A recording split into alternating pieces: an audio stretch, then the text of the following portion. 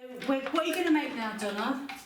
I'm going to make the savoury mince that you would usually use to make a cottage pie. Lovely. Okay, so we've got our sauce cooking over there. We've got Donna getting himself ready. And I'm just going to show you how to cube up a courgette. So I've got courgette, I've cut it in half.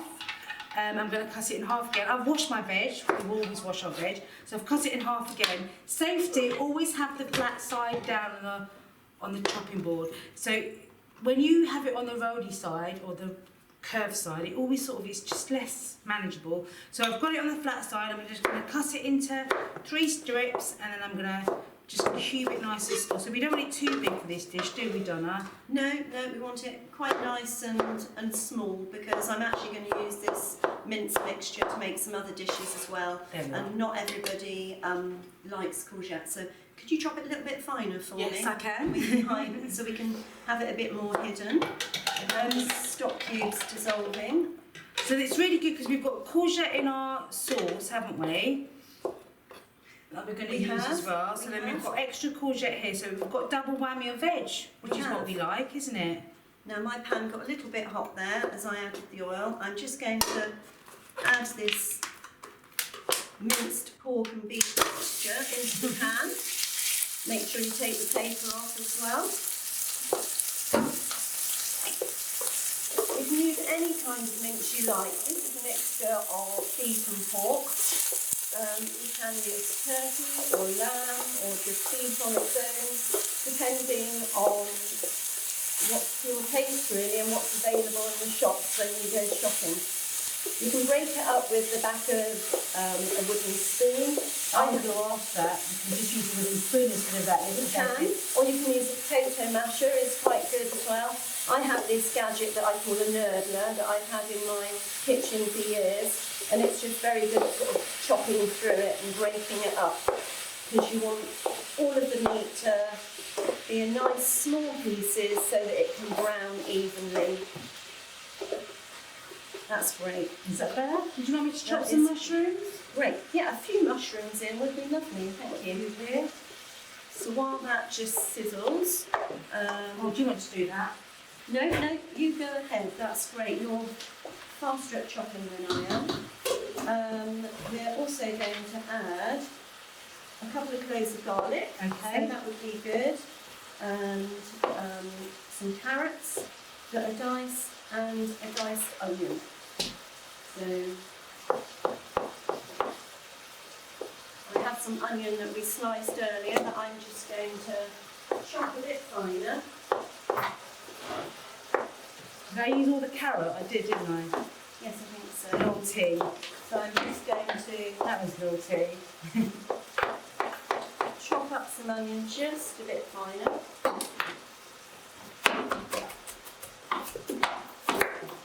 Try not to cry while you're doing it. So you like your veg quite fine then, Donna? Well, I have children.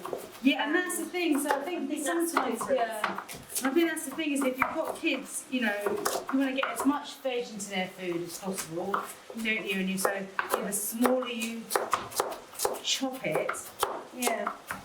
If you're making a stock or a soup or something and you chop it finer, it cooks a bit more quickly as well. Yeah, that's another good point. And as a mum, I often find I'm doing things at the last minute, so the quicker they cook, the better. All right. Yeah, and you're saving energy as well, aren't you? Like the gas or the electric when you're... Yeah, so you can see that's quite finely chopped there, most of that.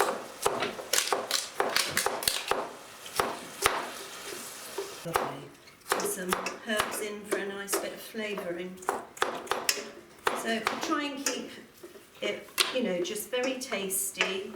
And then I can use this mixture to as a basis for making other things like a chilli or a bolognese. Okay.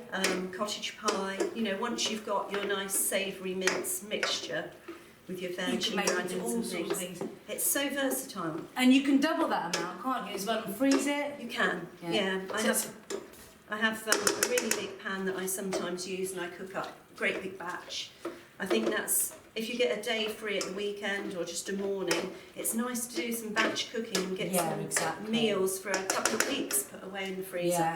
So you can sort of freeze them in the little takeaway containers, can't you, that you might use, or Yeah. anything really. Yeah, And then just stick in the freezer. Ice cream tubs, Yeah, that that's a you'd good say, or idea. takeaway tubs come in plastic ones with lids, or I'm an IKEA fan, so I have some of their lovely glass dishes Yeah, with they're the plastic great, aren't they? lids, They're and they really can handy. go straight in the oven then. Yeah. Right. So I've got some veg. You wanted some garlic as well, didn't you? I love a couple of cloves of garlic, I'll please. find some. Because there's only just So in goes the onion.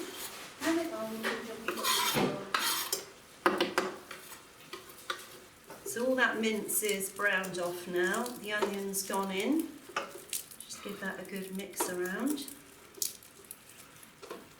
Now at this stage, because I've got a large family and I'm cooking on a budget, I quite often add some lentils into the recipe, which I'm going to show you today. So I have a bowl here of just simple red lentils that you can buy in a packet. I've rinsed them to get off any dust and starches and things that come in the packet, and then literally add them in. So they're dried then, aren't they? They're dried red lentils. We've got a little bag here. So they're dried red lentils. And they're what, about £1 a bag? Yes, I think they might even be cheaper than that. Yeah, so 59 pence sometimes, I think, in some shops. Yeah. Aren't they? And you use what, about 250 grams of that, roughly? I use, well, it depends how much meat I've got really. I add less than the amount of meat that I've got. Okay. So, you know, if I've got 400 grams of meat, I might add sort of like 200 or 300 grams of lentils. Okay. And it just makes your meat go an awful lot further. Gives you Yes. some extra vegetable protein and fibre. Yeah, lovely. And makes your whole meal cheaper. Yeah. So they're all coated in the oil and fat that we put in and that has come off the meat. You can get various levels of minced meat. Some have a lot more fat in than others. I like to have a bit of fat in mine for flavour, but I don't go for the one that's got a huge amount because I find you then having to skim a lot of fat off at the end. Right, so would you like to add some Yeah, just chuck it in, Donna. those in? I'll nick those. That's what I do when I'm making a quick soup sometimes, you know, stock, load of grated veg from the food processor and some, you know, different flavourings, and you can have a variety of soups, you know, literally in about 10 minutes. Lovely, that's what you want. So how long are you going to stir that for before you add it? Well, I make sure everything's, you know, in and cooked. Because this pan isn't huge, I'm going to leave some of that out for now. Yeah, you won't be able to fit it in. I'm going to put that garlic in. I think there was about 4 cloves there. So Yummy. we're getting quite a lot of garlic. But I've done quite a big batch of minced meat, Yeah, so that is quite good. you want that flavour. You want to have lots of flavour. Okay, I've made up some stock here, and I'm going to add the tomato puree to that. So we'll have, just make sure I'm not missing anything out. Yeah, so for a normal size batch I'll probably put about 2 tablespoons in, so I'm going to put 4 in. Okay. Make it nice and rich. I tend to squeeze it into my stock so that I can mix it all together. That's a good idea. There we go. So you're not going to use the tomato sauce then, you're going to use the stock? Yes, because this gets absorbed by the lentils and stuff Yes, while it's okay. cooking. And if you make our hidden vegetable sauce, you can add that at this stage as well. Yeah, as well as the stock? If you're putting the lentils in, you'll need some stock as well, because you the need lentils water. absorb That's right. quite a lot. So you could do half and half, couldn't you? You could do half stock and half Yeah. tomato sauce. Yeah. That's cooking in the background now, which is almost ready. Lovely. It's really making use of what you've got available. Yeah. So let's say if you've cooked your tomato sauce, your batch of tomato sauce, you can take one out of the freezer and you can possibly put it in there. Perfect. Yeah. Yeah. Okay, so I'll just add some black pepper.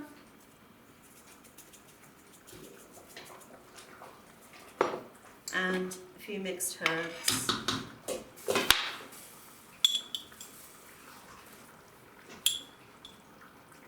So I've added, you know, a good few teaspoons there of herbs.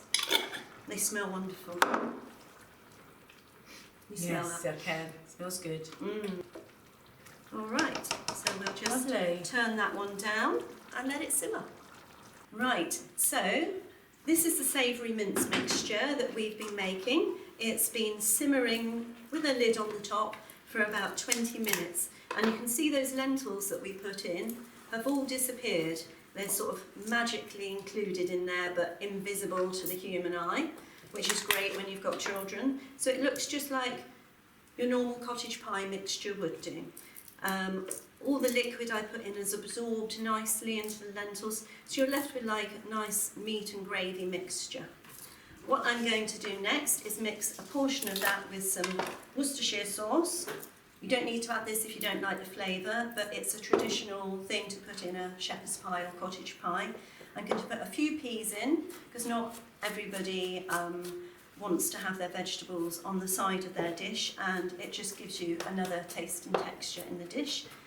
While this has been bubbling away and the lentils absorbing the liquid, I have peeled, chopped and boiled some potatoes, just in boiling water. I haven't added any salt because I prefer to add it at the end with some pepper. Are your peas frozen? My peas are frozen, and they are actually still semi-frozen. It's very rare to get good fresh peas, so I use frozen peas. These are petit pois, which are nice and small. If you prefer large peas, you can use those as well. They don't really need cooking before adding in, because they're so small that you just mix them with the other things in your bowl, as I'm just going to show you. And then we're going to top with the mashed potato. I literally, once I'd drained the water from the potatoes, added a nice knob of butter and a big splash of milk, and you'll see that's all mashed up and nice and creamy. Not too many lumps, not like school dinners. And the peas will just defrost in the mix, won't they, because there's so much heat? They will. So as I'm going to use the savoury mince mixture to make more than one dish, I made a double batch, I'm just going to put some in this dish here and literally mix it in the dish. So this will be enough to serve 2 people comfortably that I'm doing in this dish. Depending, you know, on the size of your family, you know, decide how much you want to cook or save for other meals. Okay. Let's probably serve 3 actually. I think quite easily. Good portions. And would you serve veg on the side with that as well? I would serve veg on the side, because I'm always trying to get as many portions of veg in a day as possible. So things like steamed broccoli or cauliflower. Green beans. Green beans is I a love good green one, beans. yeah. That's another good one. Yeah. And again, they can be fresh or frozen, can't they? They can. Use what veg is in season and to your taste. Yeah. Try some new ones sometime. It's amazing how many different vegetables are available that we don't know about. I sometimes shop from a community fridge or community larder, and you often get some unusual veg there that you don't always notice in the supermarket. I think we get in the habit, don't we, of having using the same veg. ones, yeah, we do. So you can see I've just mixed that all around. I like baked potatoes because I love potato skin, but it doesn't quite look the same on a shepherd's pie or a cottage pie if you've got lumps of skin in the mash. Well, I was just going to say, you could actually bake a potato and serve the mince on the side of that, couldn't you? Yeah, that's a good idea. And, you know, often that saves you the time of putting your cottage pie or shepherd's pie back in the oven to brown. And if your meat mixture has been mixing for quite a long time and heating so it's all thoroughly cooked, you can just top it with the mash and put it under a grill to brown it. Yeah, that's quicker, isn't it? Which saves time. That's another way to do it. So there's our cottage pie. I'm going to put it in the oven for around about 25 minutes at about 180. If your ovens are different, just wait until you can see that you've got nice golden crispy bits on top and it's ready to eat.